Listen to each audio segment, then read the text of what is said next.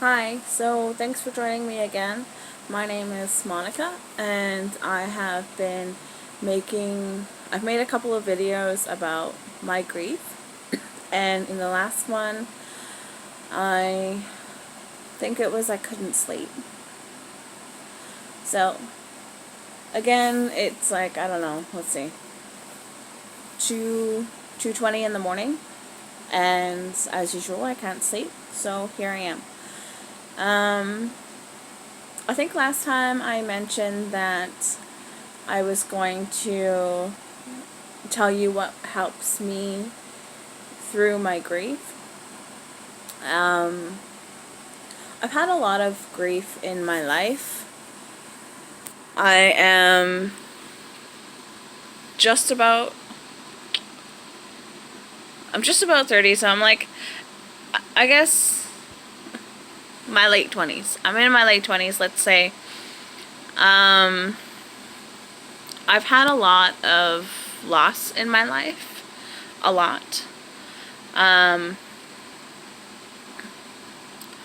started going to funerals when I was a young kid. Was around a lot of bodies. I lost my mom when I was 9. I lost a lot of close family members, a lot of close friends in my teenage life. I've lost friends since then as well.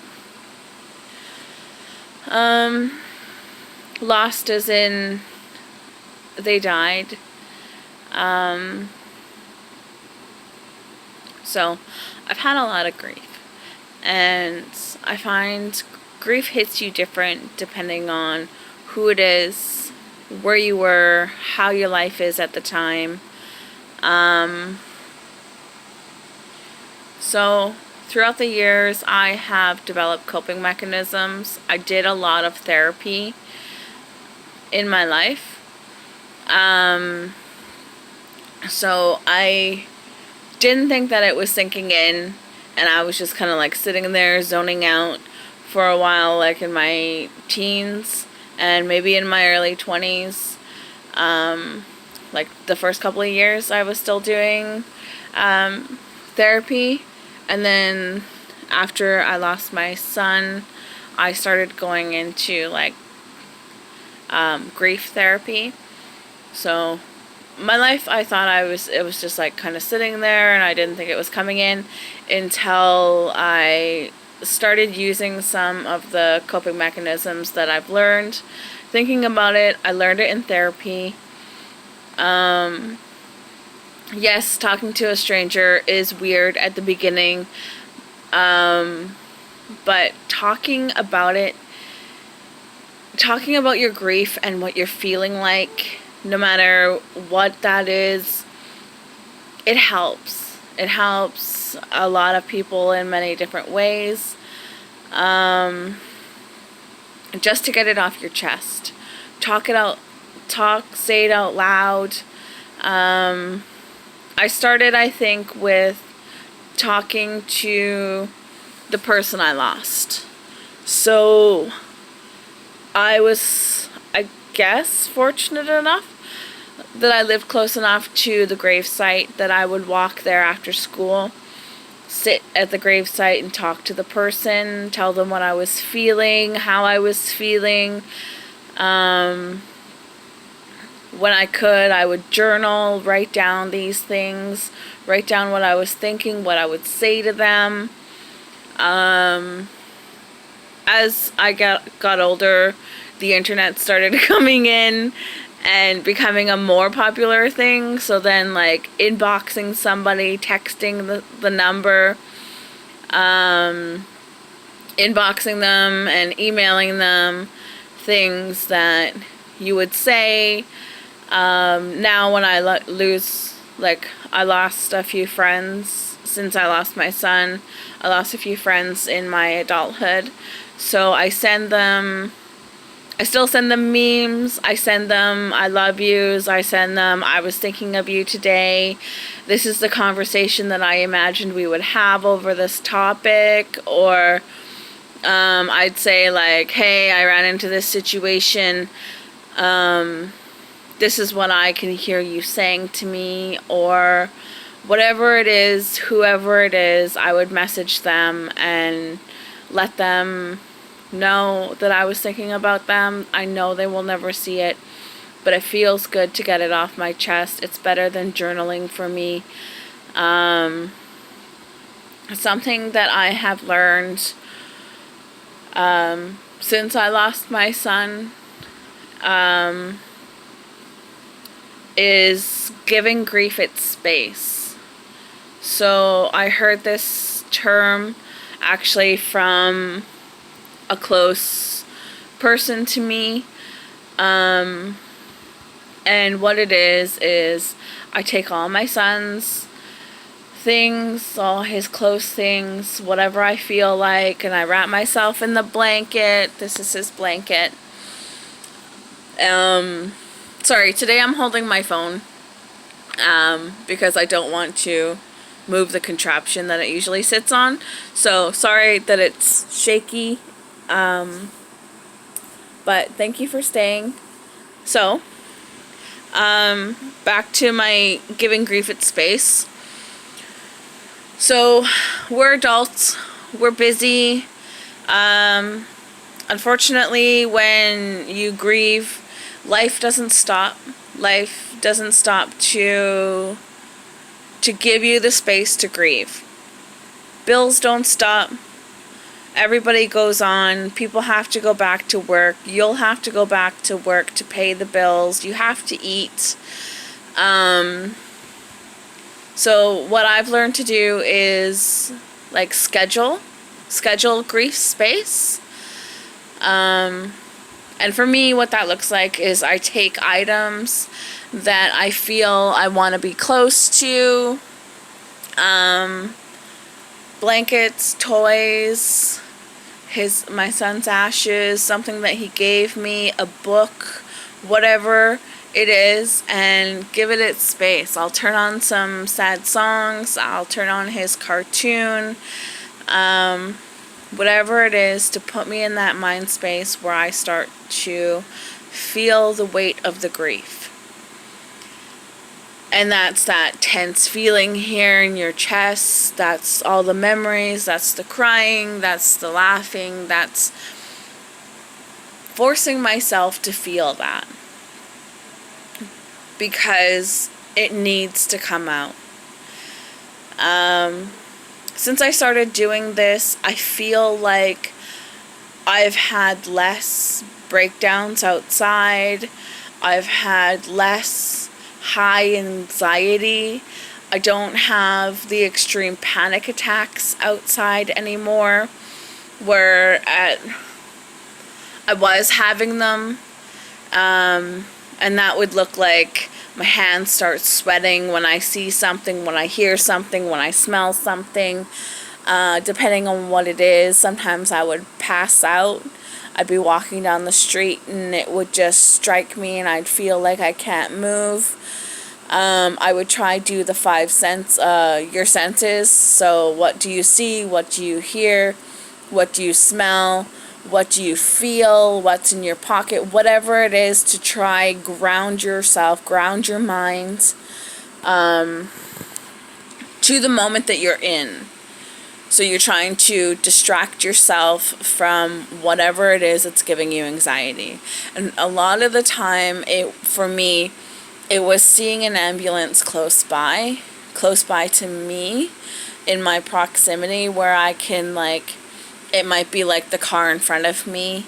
It might be passing by and I'll look over at it and see it as it's driving by. So I see like the back window. Maybe they're working on somebody doing CPR inside, and I would pass out, especially if it was nighttime and the street lights and seeing the CPR, and I would just like, I would go down. So I would always try do my senses to ground my mind. But, I mean, it didn't always work. I did faint and I did kind of collapse sometimes. But I find for myself, once I started to give my grief its own space, I've stopped having such high anxiety. I feel like it is like PTS anxiety. I have slowed down on my night terrors. So I do get night terrors. It's just not as often now. So I like thrash around and scream and I sweat and just the whole thing. It's night terrors are not like nightmares. It's like physically, dramatically having a nightmare that your body shows all the symptoms of anxiety. I guess that's the best way that I can explain it. For myself, anyways. For myself, that's what it feels like. I relive a moment, my body like thrashes around or whatever it is that I'm doing. I'm screaming. Probably things that I wanted to do while that traumatic day happened, I would say. So when my brain takes me back into the detailed day,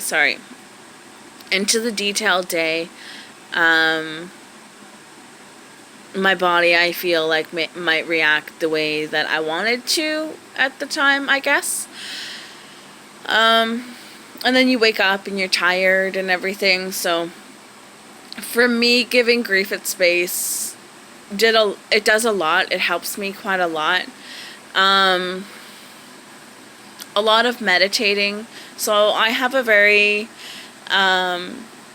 emotionally demanding job. So I'm a support worker with vulnerable peoples, and I feel like I'm great at my job. I am very good at distinctively keeping my emotional life from my professional life. So I have to always tuck my personal shit in my pocket all the time. So being able to schedule a time every day, maybe multiple times a week or every day. I always try to do it every day. But we're adults here. So every day is quite ambitious. So, I always do it at least twice a week. It helps me personally. I did try at one point to have doctor's prescription because my night terrors were getting so bad. I couldn't sleep. It kicks in the insomnia because my brain doesn't want to sleep because the night terrors are going to come. And then the anxiety gets worse and the darkness comes in. The grief, depression. So I tried to have some doctor's prescriptions. I tried multiple different ones. For me personally, I haven't been, I'm not much of I take antibiotics. I don't really like to even take Tylenol. So for me, it was a really big step out onto the ledge when I reached out for help from a doctor. I did try this for a few months. I felt like maybe the darkness was getting deeper and darker, so I stopped.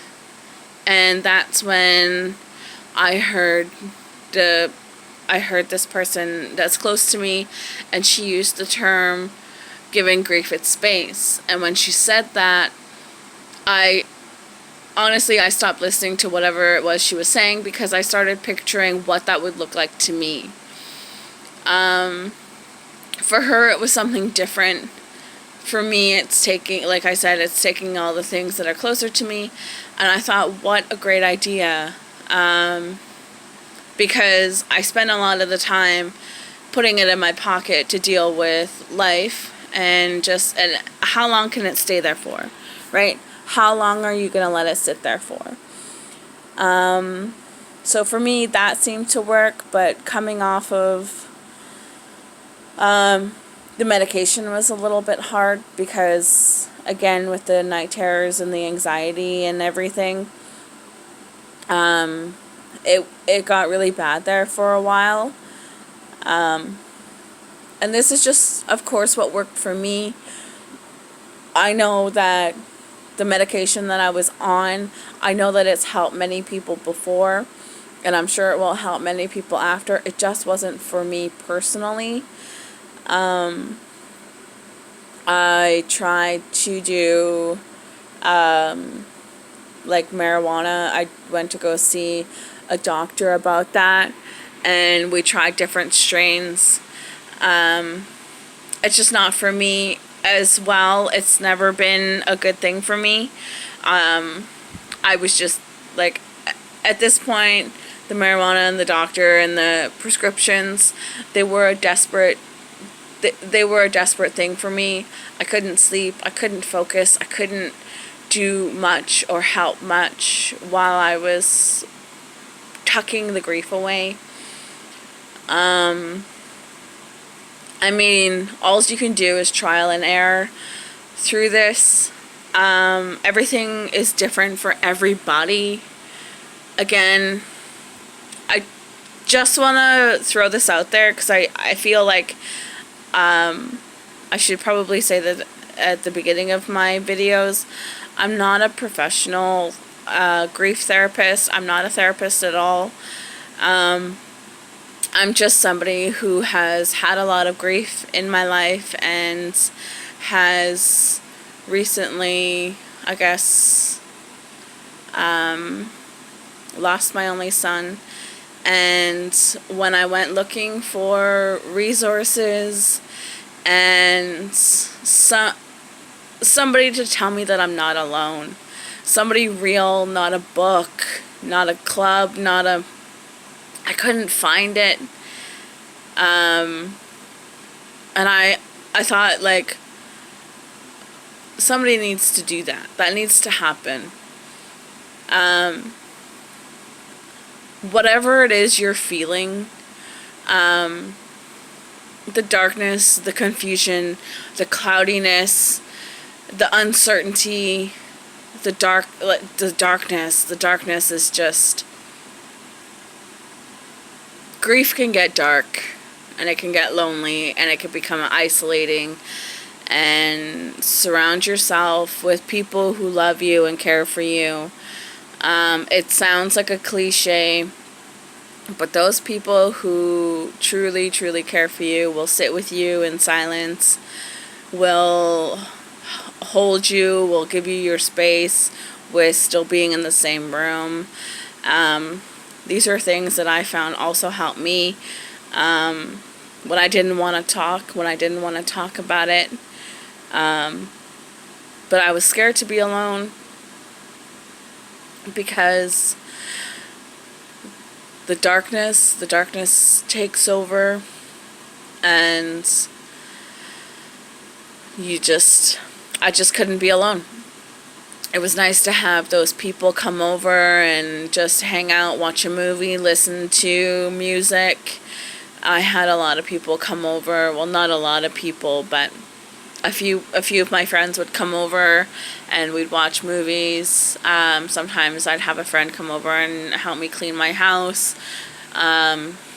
Just hang out, have a glass of wine or whatever it is that you drink or don't drink, or a glass of water, glass of tea, whatever.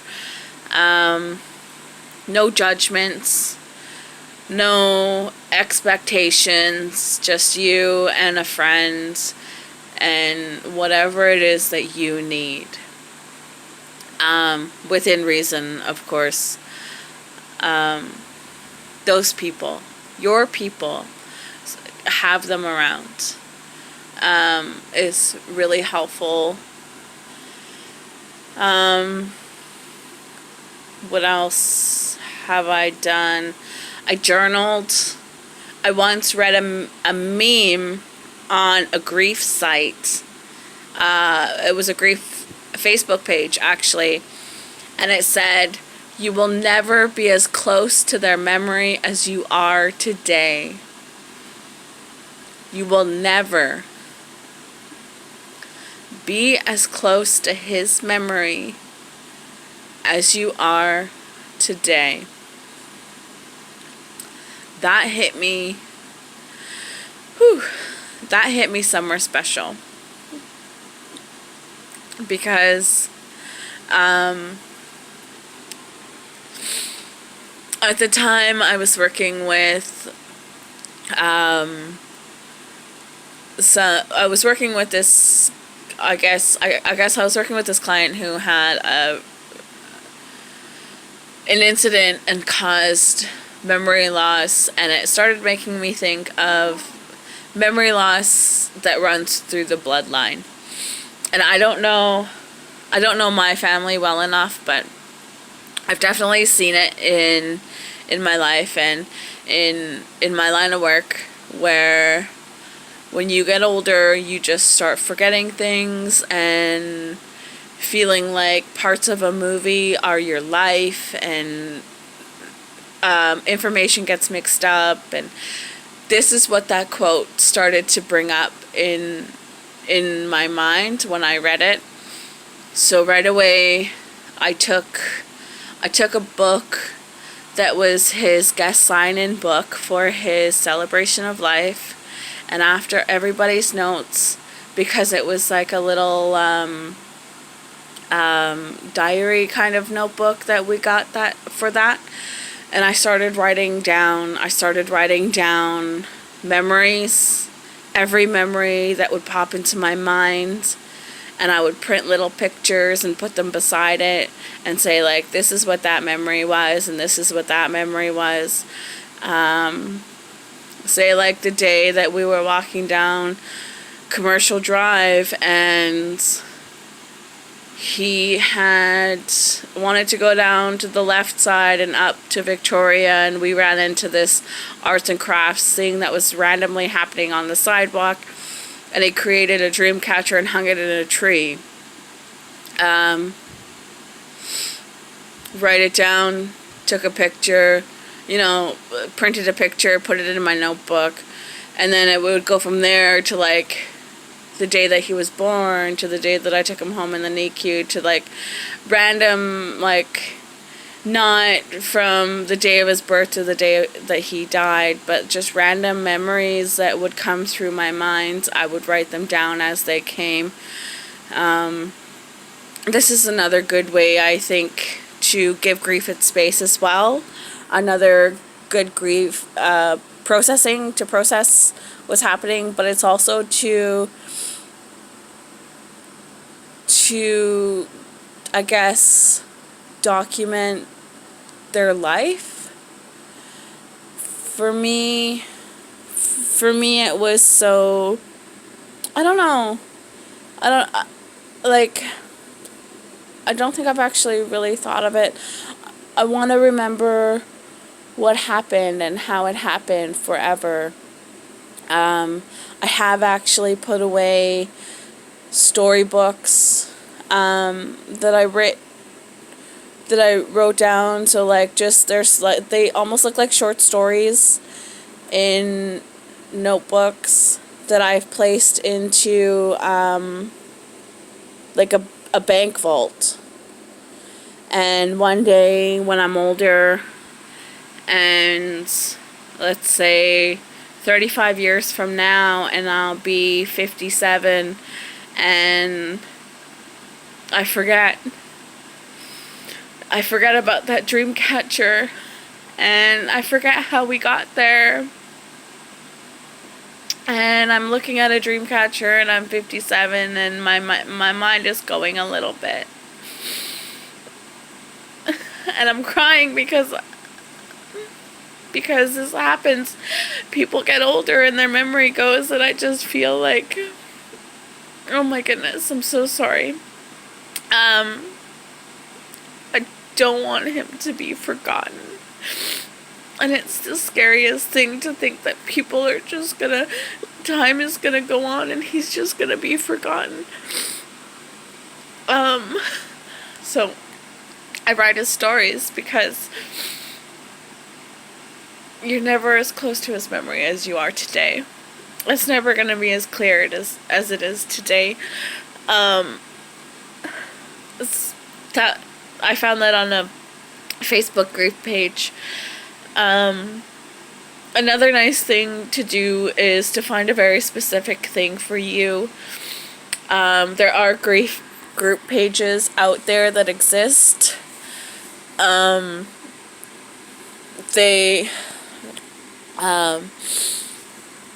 Sorry.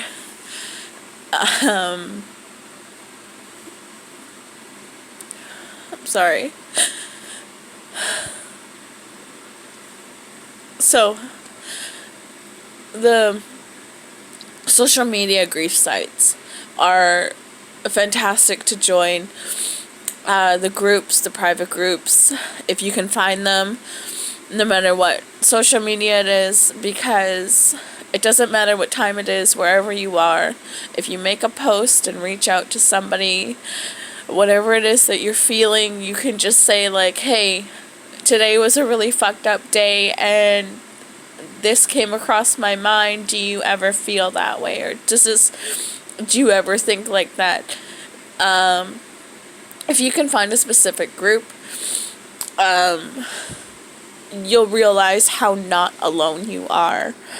You'll realize that the thoughts that you're thinking and the things that you're feeling, other people think it and feel it too.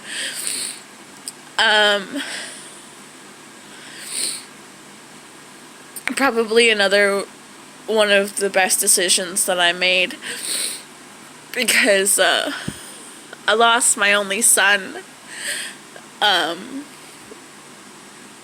So it was just nice to know that, I mean, it's not nice to know, but the fucked up things that I was thinking, and the awful way that I was feeling, that no therapist and no friend, and that it wasn't fucked up, and that it was almost normal for a mother who lost their only child or lost a child feels or thinks or anything. It was comforting, I guess. It made me feel less crazy, I guess I can say. So those are my things that I can think of right now that have helped me get through to this far in my life. I find sometimes when the days get really dark and maybe I haven't laughed in a couple of days, I force it. I force it out.